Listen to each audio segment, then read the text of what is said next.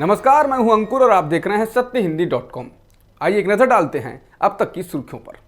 France की अदालत द्वारा ब्रिटेन की कैन एनर्जी पीएलसी को भारत सरकार से हर्जाना वसूलने के लिए करीब 20 भारतीय सरकारी संपत्तियों को जब्त करने के आदेश की खबरों का भारत सरकार ने खंडन किया है। वित्त मंत्रालय द्वारा कहा गया है कि फ्रांस की अदालत से ऐसा कोई आदेश नहीं मिला है और न ही कोई नोटिस मिला है। वित्त मंत्रालय ने कहा कि अगर ऐसा कोई आदेश मिलता है तो वो इसको लेकर उचित कानूनी कदम उठाएंगे। बता दें, रिपोर्ट्स आई हैं कि फ्रांसीसी अदालत ने कैन एनर्जी को विदेशों में स्थित भारत की 20 संपत्तियों पर कब्जा करने की इजाजत दे दी है। दरअसल इसके पहले आर्बिट्रेशन ट्राइब्यूनल यानी मध्यस्थता पंचायत ने दिसंबर में भारत सरकार को आदेश दिया था कि वह कैन एनर्जी को 1.7 अरब डॉलर से अधिक का ब्याज और जुर्माना चुकाए। हालांकि भारत सरकार ने इस आदेश को खारिज कर दिया था। मोदी मंत्रिमंडल के विस्तार में हालांकि उत्तर प्रदेश को काफी अहमियत दी गई है और 7 मंत्री भी बनाए गए हैं, लेकिन बावजूद इसके नाराजगी की बात सामने आई है। सहयोगी दल निषाद पार्टी के अध्यक्ष संजय निषाद ने पूछा है कि अगर अनुप्रिया पटेल को केंद्रीय मंत्रिमंडल में जगह दी जा सकती है तो उनके बेटे और सांसद प्रवीण निषाद को क्यों नहीं। संजय निषाद ने कहा कि 2018 के चुनाव में प्रवीण निषाद ने योगी आदित्यनाथ की गोरखपुर सीट से जीत हासिल की थी और बाद में संत कबीर नगर सीट पर भी जीते थे, जिसे जीतना मुश्किल लग रहा था। तो ऐसे में प्रवीण निषाद की लोकप्रियता को ध्यान में रखते हुए उन्हें कैबिनेट में जगह मिलनी चाहिए थी। उत्तराखंड हाईकोर्ट ने 4 धाम यात्रा को लेकर उत्तराखंड सरकार को फटकार तो लगाई ही है, एक बेहद अहम टिप्पणी भी की है जिसके दूरगामी असर हो सकते हैं। उत्तराखंड हाईकोर्ट ने कहा कि भारत एक लोकतांत्रिक देश है और यहाँ संविधान का शासन चलता है, शास्त्रों का नहीं। अदालत ने यह भी कहा कि संविधान से ही दिशा निर्देश मिलते हैं और हमें इसी ओर मुखातिब होना चाहिए। 4 धाम यात्रा पर एक याचिका की सुनवाई के दौरान अटॉर्नी जनरल ने कहा कि 4 धाम यात्रा से जुड़े पूजा पाठ के अनुष्ठान की लाइव स्ट्रीमिंग नहीं की जा सकती क्योंकि शास्त्रों में इसका प्रावधान नहीं है। इस पर जस्टिस चौहान ने बाबुलकर से कहा कि वे शास्त्र की वह पंक्ति दिखाएं जिसमें कहा गया है कि अनुष्ठान की लाइव स्ट्रीमिंग नहीं की जा सकती है। अदालत ने 4 धाम यात्रा पर रोक लगाते हुए उसके अनुष्ठान की लाइव स्ट्रीमिंग करने को कहा था। कृषि कानूनों के खिलाफ दिल्ली के बॉर्डर्स पर आंदोलन कर रहे किसान अब मिशन यूपी उत्तराखंड के लिए जुटने जा रहे हैं। इस मिशन के तहत किसान इन दोनों राज्यों में बीजेपी को हराने की अपील करेंगे। बता दें कि हाल ही में हुए 5 राज्यों के विधानसभा चुनाव के दौरान भी किसानों ने इन चुनावी राज्यों का दौरा किया था और बीजेपी को वोट न देने की अपील की थी। बता दें 5 सितंबर को मुजफ्फरनगर में आंदोलन किया जाएगा और ये मिशन यूपी उत्तराखंड का ही हिस्सा है। राजस्थान कांग्रेस में बीते साल अशोक गहलोत और सचिन पायलट गुट के बीच मचे घमासान के दौरान केंद्रीय मंत्री गजेंद्र सिंह शेखावत के 2 कथित ऑडियो टेप सामने आए थे।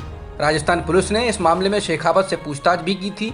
अब जयपुर की चीफ मेट्रोपॉलिटन मजिस्ट्रेट की अदालत ने बुधवार को निर्देश दिया है कि शेखावत और संजय जैन की आवाज का सैंपल लिया जाए। अदालत ने यह निर्देश अतिरिक्त मुख्य न्यायिक मजिस्ट्रेट को दिया है।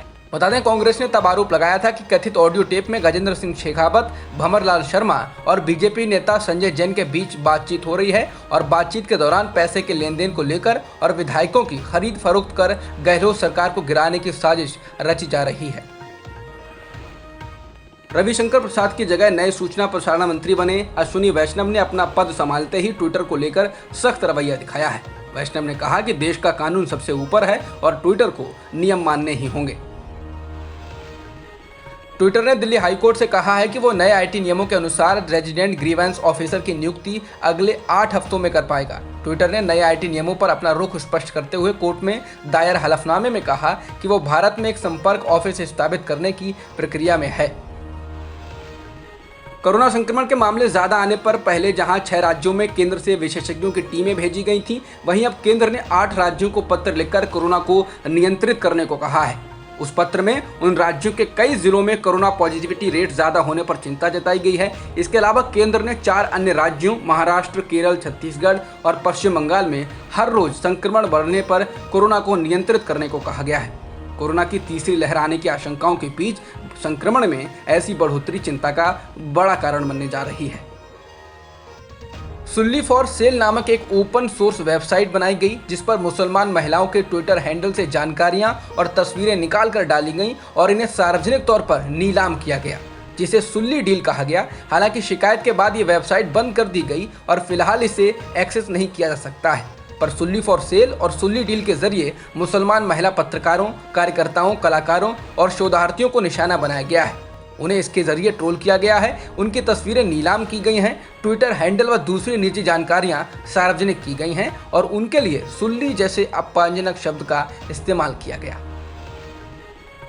ऐप पर मुस्लिम महिलाओं की नीलामी को लेकर दिल्ली महिला आयोग ने इस पर कड़ा रुख अपनाया है। आयोग की अध्यक्ष स्वाति मालीवाल ने दिल्ली पुलिस को इस पर एक नोटिस जारी किया। उन्होंने इसे एक गंभीर साइबर अपराध करार दिया और कहा कि कुछ मुस्लिम महिलाओं की अनुमति के बगैर ही उनकी तस्वीरें और निजी जानकारियां सोशल मीडिया प्लेटफॉर्म से उठाकर इस पर साझा की गई हैं, जो गलत व गैर कानूनी है। दिल्ली पुलिस के साथ ही मुंबई पुलिस ने भी इस मामले की तहकीकात शुरू कर दी है। सुल्ली फॉर सेल के जरिए प्रताड़ित हुई मुंबई के रहने वाली फातिमा ने 5 जुलाई को साकिनाका पुलिस स्टेशन में शिकायत दर्ज कराई थी। स्वास्थ्य मंत्री डॉक्टर हर्षवर्धन को हटाए जाने को लेकर सवाल का जवाब देते हुए पश्चिम बंगाल की मुख्यमंत्री ममता बनर्जी ने कहा कि आपको सच में लगता है कि बीजेपी शासन के बारे में गंभीर है। पीएम मोदी पर हमला करते हुए ममता ने कहा कि कोविड पर सभी बैठकों की अध्यक्षता तो प्रधानमंत्री ने की थी, अब वे स्वास्थ्य मंत्री को बलि का बकरा बना रहे हैं। ममता ने कहा कि अगर वो गंभीर होते तो कोविड की दूसरी लहर आती ही नहीं। अब तक की खबरों में इतना ही। बाकी खबरों के लिए बने रहिए सत्यहिंदी.com के साथ। सत्य हिंदी का ऐप डाउनलोड करें गूगल प्ले स्टोर पर।